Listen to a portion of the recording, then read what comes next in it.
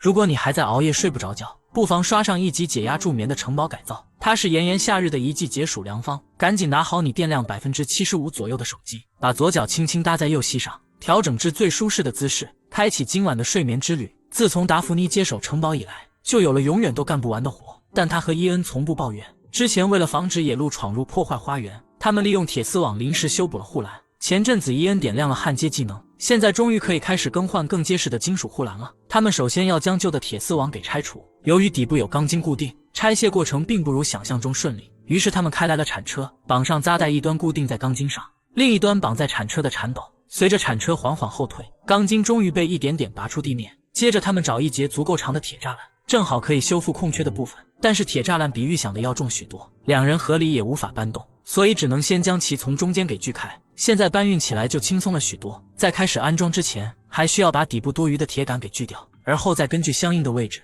在護欄底座上鑽出相應的孔洞。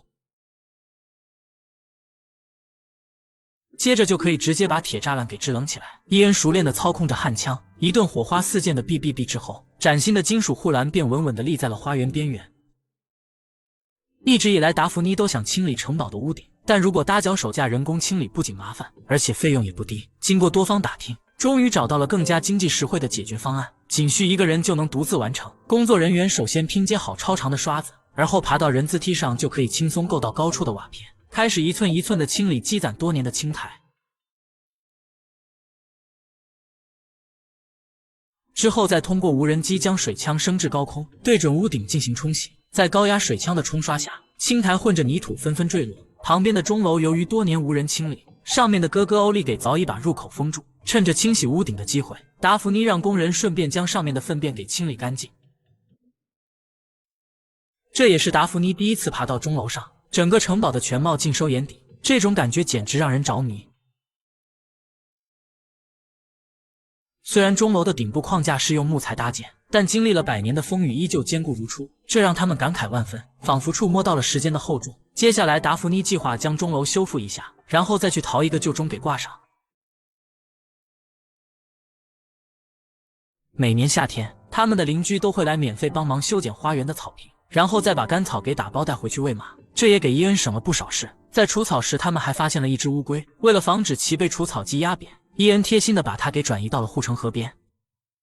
1樓這間大廳地板和牆體經過修復，現在看起來已經煥然一新。旁邊的隱藏大门後面是一個衛生間，平時主要供在這裡舉辦婚禮的新娘使用，但是由於長時間的潮濕，導致牆面出現了明顯的霉斑。狹窄的空間對於身穿禮服的新娘來說也極其不方便，因此達芙妮決定對其進行徹底改造。伊恩得令之後，立即拿來工具開啟拆家模式，沒想到牆上的石膏竟然這麼厚，伊恩愣是鏟了好久，背後的石牆才顯現出來，但這也使得衛生間的空間變得更加的寬敞。隨着天花板被揭開，他們還發現了牆上殘存的壁畫，但由於年代久遠，顏色已經暗淡模糊，頂部還與大廳連為一體，於是他們決定將這些壁畫修復並保留下來。伊恩首先拿來吸塵器把上面的蜘蛛網清理乾淨，而後從倉庫找來一些橡木板，將其裁切成合適的尺寸之後，他們便開始在上面複刻出與天花板相同的圖案。不得不說，他們的动手能力與創造力確實非凡，複刻出來的圖案與原作幾乎如出一轍。完事之後，他們将橡木板小心翼翼地安裝到天花板上，每一塊都严絲合縫。之後他們又請來了弗朗西斯幫忙重新安装水電，他把老舊的電線管道全部拆除，重新鋪設了全新的線路和水管。完事之後，伊恩便開始牆面的密封工作，首先用方木在牆上钉出框架，接着就可以拿來石膏板進行密封處理。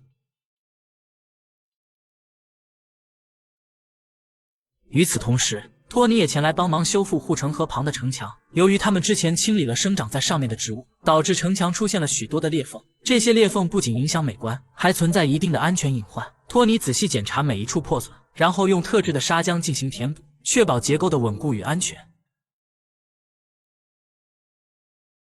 經過修復之後，護城河旁的城牆煥然一新，清澈的河水倒映着修繕後的石牆，微風拂過蕩起漣漪，如同歲月的回聲，悄然訴說着這座古老建築的重生。